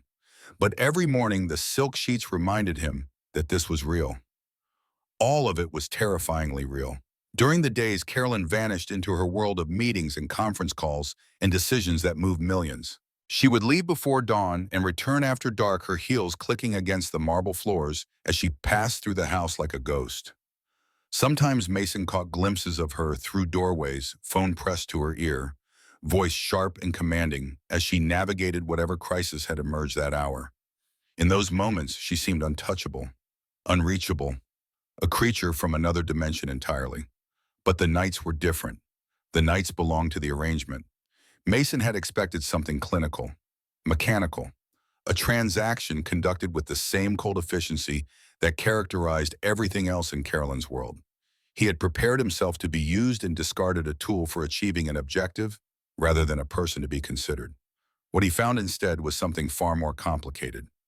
The first night Caroline came to him in her bedroom, she wore a black silk robe that fell to her knees, her blonde hair loose around her shoulders, her feet bare against the thick carpet. Without the armor of her business suits and severe hairstyles, she looked almost fragile, almost human. She stood in the doorway for a long moment, watching him with those unreadable blue eyes. Mason sat on the edge of the bed, his heart pounding so hard he was certain she could hear it from across the room. "You don't have to be nervous." Her voice was softer than he had ever heard it. "This is a business arrangement. Nothing more." "I know what it is." "Then why do you look at me like you're afraid I might break?" Mason considered the question. The truth was complicated. He was not afraid of Caroline. He was afraid of himself, afraid of what he was about to do, afraid of the line he was about to cross and the person he might become on the other side. "Maybe because I think you might." Something flickered in her eyes, surprise perhaps, or recognition. She crossed the room slowly and sat beside him on the bed, close enough that he could smell her perfume. Roses and something darker. Autumn leaves and distant memories. "I have survived things that would destroy most people, Mason. I have been betrayed by everyone I ever trusted. I have buried my mother, watched my father become a shell of himself, lost 2 pregnancies that I wanted more than anything in the world." Her voice was steady, but her hands trembled slightly in her lap. "I am not fragile. I am not breakable. I am simply tired of pretending that none of it ever hurt." Mason looked at her, really looked at her, past the billions and the boardrooms and the reputation for ruthlessness, past the ice and the armor and the walls she had built to keep the world at bay. And he saw a woman, just a woman, lonely and afraid and desperate for something she had never been able to find. "Then stop pretending." The words came out before he could stop them. "At least with me, at least in this room. You don't have to be Caroline Aldrich in here. You can just be Caroline Shum." She stared at him for a long moment. Then slowly the mask began to slip. The tension in her shoulders eased. The hard line of her jaw softened. And when she spoke again, her voice was barely above a whisper. "I don't remember how." "Then let me help you remember." That night, something shifted between them. It was not love. Mason knew the difference between love and whatever this was. Love was what he felt for Ellie, the bone-deep devotion that would have made him walk through fire to keep her safe. This was something else, something stranger. A connection forged in mutual desperation, 2 drowning people clinging to each other in the darkness. But it was real, and in the hollow emptiness of Caroline's mansion, real was more than either of them had expected to find. The days fell into a rhythm. Every morning, Mason video called Ellie at the hospital. She had been transferred to a private room at St. David's, the best facility in Austin, with round-the-clock nursing care and every comfort money could buy. The surgery was scheduled for the end of the month. Until then, she was being monitored and stabilized, her tiny body prepared for the ordeal to come. "Daddy, my room has a TV that goes on the ceiling." Ellie's voice bubbled with excitement through the phone speaker. "And the nurse brings me ice cream every day. Chocolate chip is my favorite." "That sounds amazing, sweetheart. Are you being good for Grandma?" "The best. She tells me stories about when you were little. Did you really fall in a mud puddle at your 5th birthday party?" Mason laughed, the sound strange in the cavernous silence of the mansion. "That was supposed to be a secret. Grandma says there are no secrets in families. Only stories waiting to be told." The words echoed in Mason's mind long after the call ended. Secrets. His entire life had become a secret now. The mansion he lived in, the woman he slept beside, the arrangement that was paying for Ellie's survival. None of it could ever be spoken aloud. He wondered if Ellie would understand when she was older. He wondered if she would forgive him. The weeks passed. Caroline's schedule remained brutal, but she began carving out small pockets of time for something other than work. A dinner eaten together instead of at her desk. A walk through the gardens in the fading evening light. Conversations that stretched past midnight, covering everything from childhood memories to political philosophy to the best way to cook a perfect steak. Mason learned things about her that contradicted everything the rumor said. She was not cold, she was guarded. She was not ruthless. She was efficient. She was not incapable of feeling. She had simply learned to hide her feelings so deeply that even she sometimes forgot they existed. And Carolyn learned things about him. About his father, the mechanic who taught him that a man's worth was measured in calluses and character. About his mother, the quiet force who held the family together through every storm.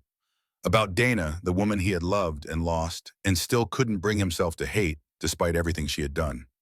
You should hate her. Carolyn's voice was matter-of-fact as they sat together one evening in the library.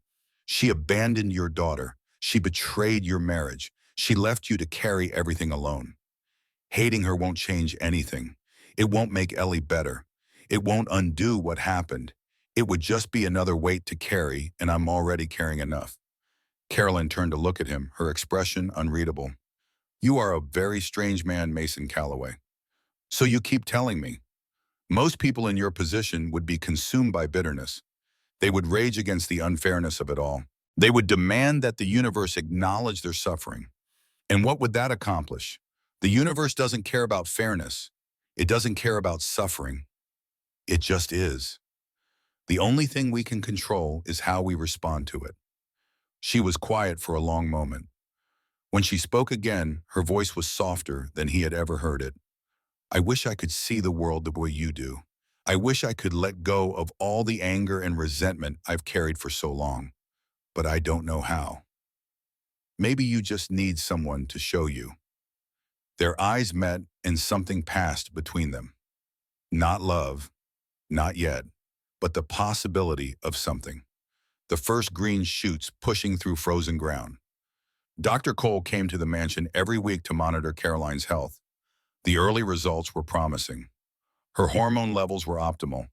Her body was responding well to the treatments. All signs pointed toward a successful conception. On the fourth week, the news came. Carolyn was sitting in her study when Dr. Cole emerged from his examination room, his face carefully neutral. Mason stood in the doorway watching his heart lodge somewhere in his throat. The test is positive. Dr. Cole's voice was calm, professional. You're pregnant, Mrs. Aldrich. Approximately 3 weeks along. The words hung in the air like something physical. Mason watched Caroline's face, searching for a reaction. Joy, fear, triumph, anything. What he saw was none of those things. What he saw was hope. Raw, unguarded hope that transformed her features into something almost unrecognizable. You're certain? I ran the test twice to be sure.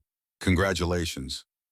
Dr. Cole gathered his things and departed, leaving instructions for prenatal care and follow-up appointments. Margaret showed him out, and suddenly Mason and Caroline were alone. She sat behind her desk perfectly still, staring at nothing. Her hands rested on her stomach, fingers spread wide as if trying to feel something that was still far too small to detect. It worked. Her voice was barely audible. After everything, after all the failures, it actually worked. Mason crossed the room and knelt beside her chair, taking her hand in his. Her skin was cold, her fingers trembling. How are you feeling? Terrified. The word came out as a whisper. Happy, confused, all of it at once. That sounds about right. She turned to look at him, and for the first time since they met, there were tears in her eyes. Not tears of sadness, tears of something far more complicated. I don't know how to do this, Mason. I don't know how to be a mother. I never had a model for it. My own mother died when I was 12. My father was always working. I raised myself, essentially. How am I supposed to raise someone else? The same way everyone does, one day at a time, one mistake at a time, learning as you go. What if I fail? What if I'm terrible at it? What if I damage this child the way I was damaged? Mason squeezed her hand. Then you'll try again, and again, and again. That's what being a parent is. Failing and trying and failing and trying until somehow, miraculously, you get something right. Carolyn stared at him, her blue eyes searching his face. Will you help me? The question caught him off guard. This was not part of the arrangement. The contract specified that Mason would have no involvement with the child after birth. He was supposed to disappear, vanish into his new life with his $1 million and his healthy daughter and his clean conscience. But looking at Caroline now, seeing the fear and hope warring in her eyes, Mason knew he could not simply walk away. Whatever had begun between them had grown into something larger than a business transaction, something that could not be reduced to contracts and signatures and legal terms. I'll help you however I can, for as long as you need me. She did not smile. Carolyn Aldrich did not smile easily, but something in her expression softened, and she nodded once, accepting his promise for what it was. The following weeks brought changes that neither of them anticipated. Carolyn's pregnancy progressed smoothly, but her absence from the office did not go unnoticed. The board of directors, those old men who had worked with her father and resented taking orders from his daughter, began to ask questions. It started with small things: rescheduled meetings, declined invitations, the occasional email that went unanswered for longer than usual. But small things had a way of becoming large things in the corporate world, and soon the whispers began. Something's wrong with Aldrich. She's losing her edge. Maybe it's time for new leadership. The loudest voice belonged to Henderson Pierce, the vice chairman of the board. He was 63 years old, silver-haired and silver-tongued, with the easy charm of a man who had spent his entire life getting exactly what he wanted. He had been William Aldrich's closest friend and advisor. He had expected to run the company himself when William fell ill. Instead, he had been forced to watch a 26-year-old girl take the reins, and 15 years of resentment had done nothing to dull his ambition. Henderson came to the mansion one afternoon unannounced and uninvited. Margaret showed him to the sitting room where Caroline was reviewing documents, and Mason watched from the hallway as the older man settled into a chair with the casual confidence of someone who believed he owned the space. "Carolyn, my dear, you look well." "Henderson, I wasn't expecting you." "I know, that's rather the point." He crossed his legs and smiled, but there was no warmth in it. "The board is concerned. You've missed 3 meetings in the past month. Your response times have slowed. There are rumors circulating about your health." "My health is fine." "Is it because the Caroline I know would never let anything interfere with her work? The Caroline I know would crawl through broken glass to make a board meeting." "Something has changed, and as vice chairman, I have an obligation to understand what." Caroline's expression remained neutral, but Mason could see the tension in her shoulders, the slight whitening of her knuckles as she gripped the armrest. "I appreciate your concern, Henderson, but I assure you everything is under control." "Is it because I've heard some interesting things lately about visitors to this mansion, about medical equipment being delivered, about a certain janitor from the headquarters who seems to have disappeared from his position right around the time you started acting strangely?" Mason's blood ran cold. Henderson knew, or suspected enough to be dangerous. Caroline's face betrayed nothing. "I'm not sure what you're implying." "I'm not implying anything, my dear. I'm simply observing and asking myself what could possibly cause the most driven woman I know to suddenly become so distracted." He leaned forward, his smile sharpening into something predatory. "If there's something you want to tell me, Caroline, now would be the time, before the rest of the board starts asking the same questions I'm asking." The silence stretched between them like a wire pulled taut. Mason held his breath, waiting. Then Caroline stood, her movement smooth and controlled, and walked to the window. When she turned back to face Henderson, her expression was ice. "The only thing I want to tell you, Henderson, is that I am the CEO of Aldrich Holdings. I own 52% of this company. Whatever changes you think you have observed, whatever rumors you have heard, whatever theories you've concocted, none of them matter. Because at the end of the day, I answer to no one.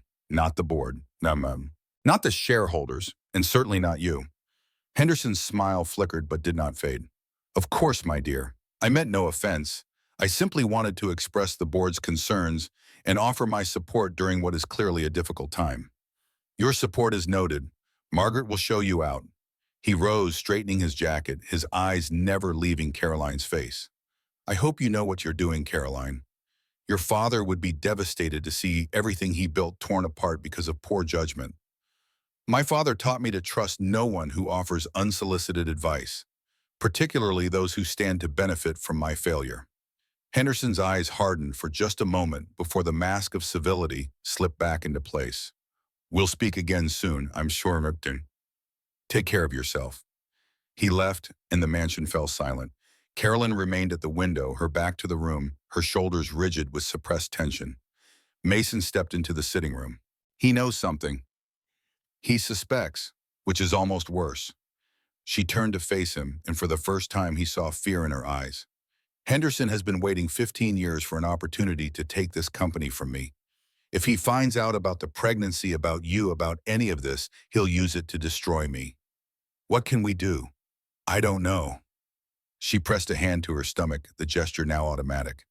I've spent my entire adult life controlling every variable, anticipating every threat, staying 3 steps ahead of everyone who wanted to see me fail. But this, she shook her head, this I cannot control. This is bigger than business strategies and legal maneuvering. This is my life. This is everything. Mason crossed the room and took her hands in his. Then we'll figure it out together. Whatever Henderson is planning, whatever the board is scheming, we'll face it together. You're not alone anymore, Caroline. Remember, she looked at him, her blue eyes glistening. I'm not used to having someone stand with me. Everyone I've ever trusted has either left or betrayed me.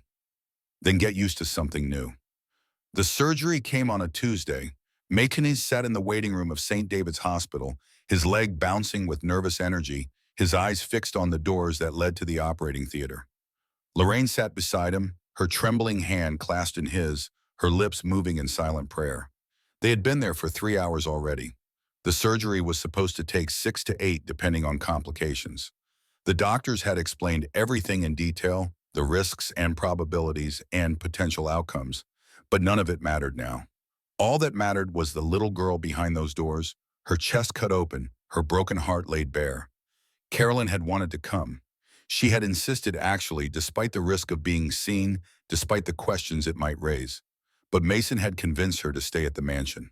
The last thing Ellie needed was the stress of a stranger in the waiting room, and the last thing Caroline needed was to be photographed at a children's hospital while visibly pregnant.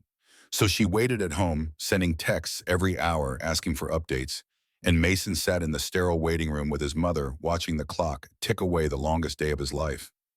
She's going to be okay. Lorraine's voice was thin but steady. She's a fighter, that girl, just like her daddy. I know, Mom, I know. But knowing and believing were different things. Mason had spent so long preparing for the worst that he had forgotten how to hope for the best.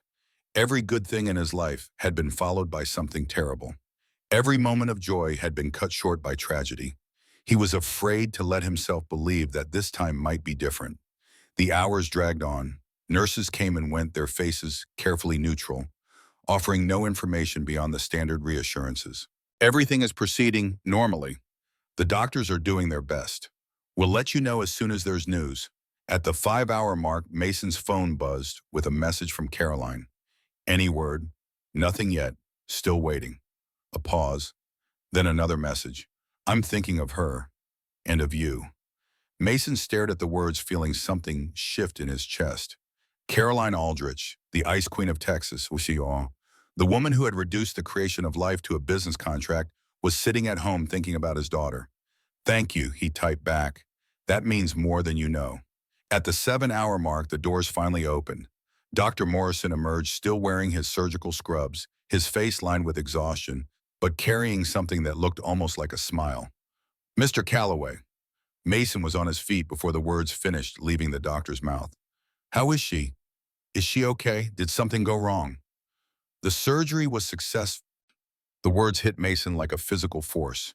His knees buckled, and he would have fallen if Lorraine hadn't grabbed his arm. Successful, the defects have been repaired. Her heart is functioning normally.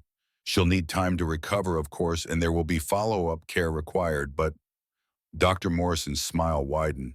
Your daughter is going to be okay, Mr. Calloway. She's going to live. Mason didn't remember falling. He didn't remember the tears streaming down his face or the sobs racking his body or the way Lorraine held him as 34 years of fear and hope and desperate prayer came pouring out all at once. All he knew was that Ellie was alive. His daughter was alive. The nightmare that had consumed him for 4 years was finally miraculously over. He called Caroline from the hospital corridor, his voice still shaking, his words tumbling over each other in his haste to share the news. She made it. The surgery was successful. She's going to be okay. Silence on the other end. Then so quietly he almost missed it, the sound of Caroline crying. I'm so happy for you, Mason. I'm so happy for both of you. Thank you for everything, for the surgery, for the doctors, for all of it. I can never repay you. You already have. Her voice was thick with emotion. You've given me something I never thought I would have. A chance at a future, a reason to hope. That's worth more than any amount of money. Mason closed his eyes, feeling the weight of the past months settle around him like a blanket. So much had happened. So much had changed. He had entered Caroline's world as a desperate father willing to do anything to save his child. He was leaving it as something else entirely, something he didn't yet have a name for. I should go. They're letting me see her soon. Of course. Give Ellie my love. Tell her, Carolyn hesitated. Tell her that a friend is thinking of her. I will. He ended the call and walked back to the waiting room where his mother was already gathering their things. In a few minutes, they would be allowed into recovery. In a few hours, Ellie would open her eyes. And in a few days, if everything continued to go well, she would come home. Home. The word felt different now. Heavier. More complicated. Because Mason was no longer sure where home was, or who he was supposed to be, or what would happen when the contracts expired and the arrangement ended and real life came crashing back in. But those were problems for another day. Right now, in this moment, his daughter was alive. His daughter was going to grow up. His daughter was going to have a future. And that was enough. For now, that was more than enough. The recovery room smelled of antiseptic and hope. Mason sat beside Ellie's bed, watching the monitors track each heartbeat with steady green lines that meant everything was working. Everything was healing. Everything was finally impossibly going to be okay. Ellie had woken twice since the surgery. The first time she managed only a groggy smile before the sedatives pulled her back under. The second time she reached for Mason's hand and whispered something that sounded like "Daddy" before her eyes fluttered closed again. Both times Mason felt tears streaming down his face. Both times he made no effort to stop them. Lorraine had gone home to rest, promising to return in the morning with fresh clothes and Ellie's favorite stuffed rabbit. The hospital had offered Mason a cot in the corner of the room, but he couldn't bring himself to sleep. Every time he closed his eyes, he saw Ellie on that operating table, her small chest open, her fragile heart exposed to the cold fluorescent lights. The image would haunt him for years to come, but it was a small price to pay for the gift of watching her breathe. His phone buzzed with another message from Caroline. How is she sleeping peacefully? Doctors say everything looks good. I'm glad. Get some rest yourself. You need it. Mason smiled at the screen, Caroline Aldrich ordering him to take care of himself. The woman who worked 20-hour days and survived on coffee and willpower was lecturing him about rest. The irony was not lost on him. I'll try. How are you feeling? A pause, then nauseous, exhausted, terrified. Normal pregnancy symptoms, apparently. Mason typed back, "Welcome to parenthood." The response came quickly. I'm beginning to understand why people find it so overwhelming. He set the phone aside and turned back to Ellie. Her color was better than it had been in months. The grayish pallor that had haunted her skin was fading, replaced by the faintest hint of pink. Her breathing was steady, no longer the labored gasps that had kept him awake so many nights. She looked peaceful. She looked healthy. She looked like a child with a future. The days that followed blurred together in a haze of hospital routines and incremental progress. Ellie grew stronger with each passing hour. She graduated from the recovery room to a regular ward from intravenous fluids, to solid food from lying flat on her back, to sitting up and demanding cartoons. The nurses adored her, the doctors marveled at her resilience. And Mason sat beside her through all of it, reading stories and playing games and making up for all the moments he had missed while working night shifts at Aldrich Holdings. Daddy, when can I go home? The question came on the fifth day, delivered with the impatience of a 6-year-old who had grown tired of hospital beds and institutional meals. Soon, sweetheart, the doctors want to make sure you're completely healed first. But I feel fine. My chest doesn't even hurt anymore. That's the medicine talking. You need to let your body rest. Ellie crossed her arms and pouted a gesture so perfectly normal that Mason had to fight back tears. A week ago, she barely had the strength to lift her head. Now she was arguing about discharge dates and complaining about hospital food. The transformation was nothing short of miraculous. Will I have to come back? To the hospital, I mean. Sometimes, for checkups, the doctors want to make sure your heart stays healthy. But no more surgery. No more surgery, baby. That part is over. She considered this for a moment, her blue eyes serious. Good. I didn't like being asleep for so long. I had weird dreams. What kind of dreams? I dreamed about a pretty lady with yellow hair. She was standing by my bed watching me. She looked sad. Mason's heart skipped. A lady with yellow hair. She had blue eyes like mine, and she smelled like flowers. Caroline. Somehow impossibly, Ellie had dreamed about Caroline, a woman she had never met, a woman whose existence she couldn't possibly know about. Did the lady say anything? Ellie shook her head. She just watched, and then she put her hand on my chest right here. She pointed to the bandage covering her incision, and she said something really quiet. I couldn't hear it, but I think she was praying. Mason sat in stunned silence. He didn't believe in supernatural connections or mystical bonds between strangers. He was a practical man who dealt in concrete realities. But hearing his daughter describe the woman whose money had saved her life, the woman who was carrying his child, the woman who waited at home sending hourly messages asking for updates, it shook something loose inside him. That sounds like a nice dream, sweetheart. It was. I felt safe when she was there. Ellie yawned, her energy fading. Daddy, is the yellow-haired lady real? Mason brushed a strand of hair from her forehead. Get some sleep, princess. We can talk about it later. She nodded and closed her eyes asleep within seconds. Mason sat beside her, staring at the wall, wondering what it meant. Wondering if it meant anything at all. Ellie was discharged on the 8th day.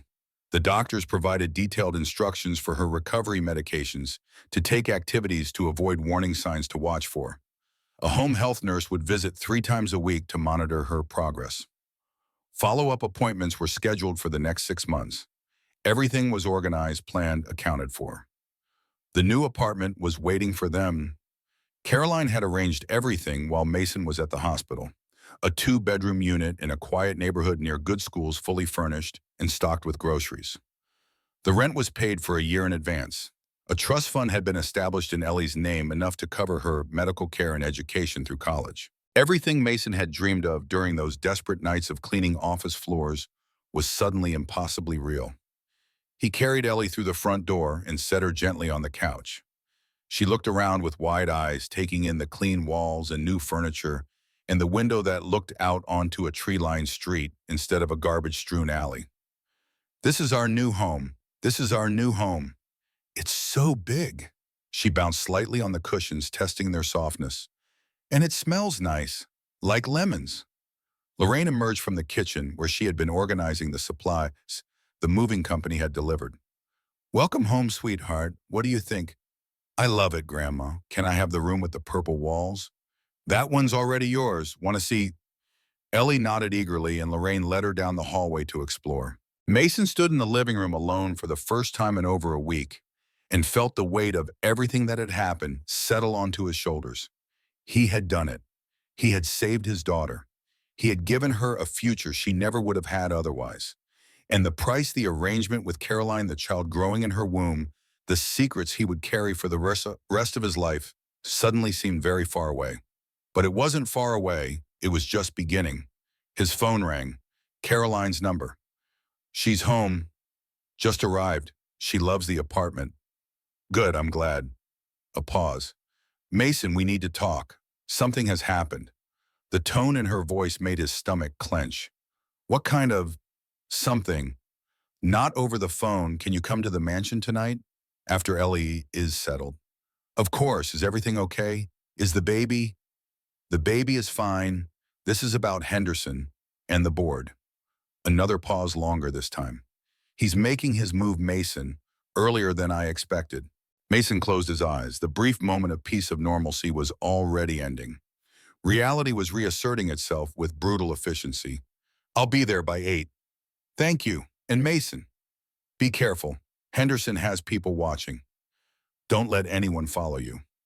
The call ended and Mason stood in his beautiful new apartment, surrounded by the evidence of Caroline's generosity, and wondered how much longer any of it would last. The drive to Westlake Hills took 40 minutes through evening traffic. Mason borrowed his mother's car, a practical sedan that wouldn't attract attention, and took a circuitous route, watching his mirrors for any sign of surveillance. He felt ridiculous, like a character in a spy movie, but Caroline's warning had been serious. Henderson Pierce was not someone to underestimate. The mansion looked different in the failing light, shadows pulled in corners that had seemed bright and welcoming during the day. The windows glowed with warm light, but there was something fortress-like about the high walls and iron gates. This was a place built for defense as much as comfort, a sanctuary against a hostile world. Margaret met him at the door and led him to Caroline's study without a word. The housekeeper's face was drawn, her movements more hurried than usual. Something had changed in the household, something that had everyone on edge. Caroline was standing by the window when he entered, her silhouette stark against the darkening sky.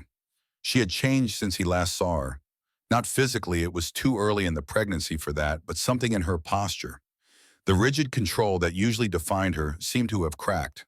Her shoulders slumped slightly. Her hands, usually so steady, fidgeted with the edge of her sleeve. Thank you for coming. Mason crossed the room to stand beside her. Oh, what happened? She turned to face him, and he saw exhaustion in her eyes. Deep, bone-weary exhaustion that went beyond physical tiredness. Henderson called an emergency board meeting for next week. He's claiming concerns about my leadership, my absences, my declining engagement with company affairs. She laughed bitterly.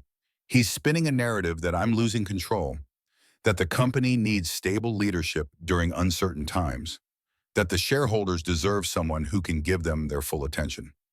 Can he actually do anything? You own 52%. I own 52% of the shares. But the board has broad authority over day-to-day operations. They can't remove me outright, but they can make my life very difficult. They can challenge my decisions, slow down initiatives, create enough chaos to spook the shareholders and tank the stock price. And if the stock price tanks, Caroline's jaw tightened. Some of my shares are held as collateral against company loans. If the price drops far enough, those loans get called in. I would have to sell shares to cover them. And if I sell enough shares, you lose majority control. Exactly. Henderson has been planning this for 15 years. He knows exactly which pressure points to hit. She moved to her desk and picked up a folder thick with documents. But that's not the worst of it. Mason took the folder and opened it. Inside were photographs, surveillance photographs, of him entering the mansion, of him walking through the gardens with Caroline, of a black Mercedes picking him up from his old apartment building. He knows about me. He knows someone is here. He doesn't know who yet or why, but he's digging. He has investigators following every lead, turning over every stone. Caroline's voice was hard controlled, but Mason could hear the fear beneath it. If he finds out about the pregnancy, about our arrangement, he'll use it to destroy me. He'll paint me as unstable, desperate, willing to buy a child from a janitor, rather than running my company properly. Would people believe that? People believe what they want to believe, and Henderson is very good at shaping narratives. She sat down heavily in her chair. I've spent my entire adult life building this company, protecting it, sacrificing everything for it. And now, because I dared to want something more, it might all come crashing down. Mason set the folder aside and knelt beside her chair, taking her hands in his. Then we fight back. We find something on Henderson. We get ahead of his story. We don't just wait for him to destroy us. You think I haven't tried? Henderson has been careful. 40 years in this business, and he's never made a mistake that anyone could prove. He's untouchable. No one is untouchable. Everyone has something to hide. We just have to find it. Caroline looked at him, her blue eyes searching his face.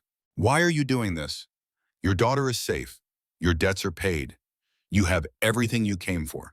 You could walk away right now, take your $1 million when the baby is born and never look back. Why stay and fight a battle that isn't yours? Mason considered the question. A month ago, he would have had a simple answer. He was there for Ellie. Everything he did, every choice he made was for her benefit. But things had changed since then. He had changed. Because you stood by my daughter when you didn't have to. You sat at home sending messages every hour, worrying about a little girl you'd never met, praying for her recovery. You paid for her surgery, set up her trust fund, gave us a new home, and you never once made me feel like I owed you anything. He squeezed her hands. You're not just a contract to me anymore, Caroline. You're someone I care about, and I don't abandon people I care about. She stared at him for a long moment. Then slowly she leaned forward and rested her forehead against his. I don't deserve this. I don't deserve you. Maybe not, but you've got me anyway. They stayed like that for several heartbeats, two people holding on to each other in the gathering darkness. Then Caroline straightened and some of the steel returned to her spine. If we're going to fight Henderson, we need a plan. We need to know what he's hiding, and we need to be ready for whatever comes next. Then let's get started. The following days were a blur of strategy sessions and secret meetings. Carolyn reached out to allies within the company, board members who owed her favors or harbored their own resentments against Henderson. Mason combed through public records, financial disclosures, anything that might reveal a crack in Henderson's armor. The work was painstaking and often frustrating. Henderson had covered his tracks well. His financial records were immaculate. His public reputation was spotless. Whatever skeletons he had were buried deep. But everyone makes mistakes. Everyone leaves traces. And on the fourth day of searching, Mason found something. It was buried in a decade-old SEC filing, a footnote about a subsidiary company that had been quietly dissolved shortly after a major acquisition. The subsidiary had no clear purpose and no significant assets. It existed for 3 months, handled a single large transaction, and then vanished. Mason dug deeper. The transaction was a payment to a consulting firm based in the Cayman Islands. The amount was substantial, and the timing coincided perfectly with Henderson's successful bid to acquire a competitor that should have gone to another buyer. He bribed someone. Mason spread the documents across Caroline's desk. This consulting firm was a shell. The money went somewhere else, and whatever it bought him, it was enough to swing a major acquisition in his favor. Caroline studied the papers, her expression sharpening as she processed the implications. If this is what I think it is, Henderson committed securities fraud. He manipulated the acquisition process. He cheated shareholders out of fair value. Can we prove it? Not with this. This is circumstantial at best. We need the actual records from the consulting firm. We need to trace where the money went. And how do we get those? Carolyn leaned back in her chair, a thin smile crossing her face. I know someone, a former federal prosecutor who now handles private investigations for clients who can afford his rates. If anyone can follow this trail, it's him. She picked up the phone and dialed. The conversation that followed was brief and cryptic, conducted in the shorthand of people who had done business before. When she hung up, the smile had grown. He'll have answers within the week. If Henderson did what we think he did, we'll have evidence that could send him to prison. In the board meeting, we delay, we stall, we buy time until the investigation is complete. She stood and walked to the window, looking out at the city lights. Henderson thinks he has me cornered. He thinks I'm weak, distracted, vulnerable. He has no idea what's coming. Mason joined her at the window. And if the investigation doesn't find anything, then we're back where we started, fighting a war we can't win. She turned to face him, her expression serious. But I've been fighting impossible battles my whole life, Mason. I've faced down men twice Henderson's age and 3 times his arrogance. I didn't get here by giving up when things got hard. She placed a hand on her stomach where the first subtle curve of pregnancy was beginning to show. I have too much to lose now. This child, this company, this chance at something I never thought I would have. Her eyes met his. I will not let Henderson Pierce take any of it from me. The week that followed was the longest of Mason's life. He divided his time between Ellie's recovery and Caroline's crisis, shuttling between his new apartment and the mansion, trying to be present for both of the people who needed him. Ellie continued to improve. Her energy returned in bursts longer each day as her body adjusted to its newly repaired heart. She started asking questions about the apartment, about the mysterious benefactor who had paid for everything, about why their lives had suddenly changed so dramatically. Mason answered as honestly as he could without revealing the full truth. A kind person helped us. Someone who wanted to make sure you got better. No, you can't meet them yet. Someday, maybe when you're older. Ellie accepted his explanations with the trusting innocence of childhood. She was too busy exploring her new room and making friends with the neighborhood cats to worry about adult complications. And Mason was grateful for that. She deserved a few years of normalcy before the weight of the world settled on her shoulders. Caroline's investigator worked quickly. Preliminary results came in on the fifth day. The shell company in the Caymans had received funds from Henderson's subsidiary and immediately transferred them to an account in Switzerland. That account was controlled by a trust whose beneficiary was the wife of the investment banker who handled the competing bid. Carolyn set down the report, her hands trembling with suppressed excitement. Henderson paid off the opposition.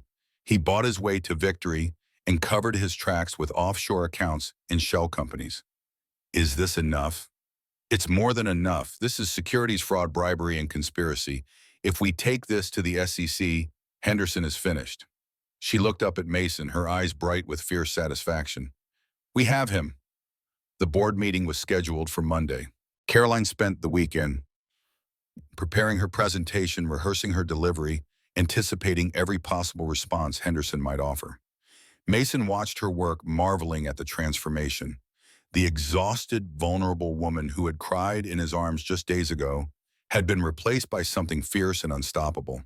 This was the Caroline Aldrich the business world feared, and Henderson Pierce had no idea what was about to hit him. Sunday night, Mason sat with Caroline in her study as she reviewed her notes one final time. The fire crackled in the hearth. Outside, rain pattered against the windows. It felt like the calm before a storm. Are you ready? Caroline looked up from her papers. I've been ready for this moment for 15 years. Henderson has undermined me, second-guessed me, and waited for me to fail since the day I took over this company.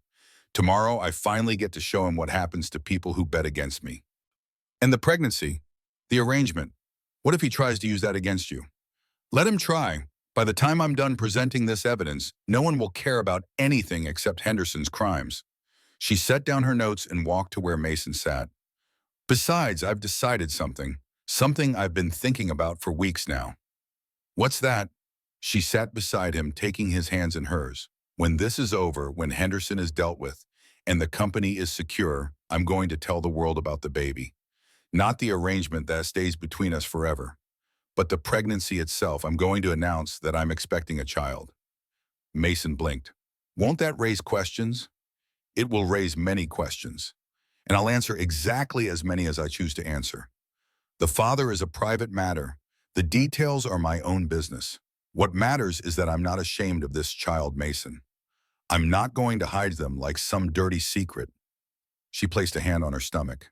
This baby is the best thing that's ever happened to me, and whatever comes next, I want them to know they were wanted, they were planned for, they were loved from the very beginning. Mason felt something crack open inside his chest. Love. It was a word neither of them had spoken aloud, a word that seemed too fragile for the complicated reality of their situation. But hearing Caroline talk about the baby, seeing the fierce protectiveness in her eyes, he understood something he had been avoiding for weeks. He was falling in love with her, not the transaction, not the arrangement, her, the woman behind the billions and the boardrooms, the woman who ate instant noodles at midnight because she never learned to cook, the woman who kept her mother's teddy bear in her bedside drawer, the woman who was terrified of becoming a parent but refused to let that fear stop her. He was falling in love with Caroline Aldrich, and he had no idea what to do about it. Whatever happens tomorrow, he said quietly, I want you to know something. This arrangement, this deal, we made it started as business, but it became something else, something I don't have a name for yet. Carolyn met his eyes, and for a moment the mask dropped completely. I know. I feel it too. What do we do about it? I don't know. She laughed softly, a sound he had rarely heard from her. I've spent my whole life knowing exactly what to do, having a plan for every contingency. And now with you, I have no plan at all. I'm just living, feeling, taking each day as it comes. Is that so bad? It's terrifying. She leaned her head against his shoulder. But it's also the most alive I've felt in years. They sat together in the firelight, two people on the edge of something new, something fragile, something neither of them fully understood. Tomorrow would bring battles and confrontations and the uncertain future of an empire. But tonight, in this moment, there was only the warmth of the fire and the sound of rain and the quiet miracle of two hearts learning to beat together. Tomorrow would take care of itself. Tonight was for them.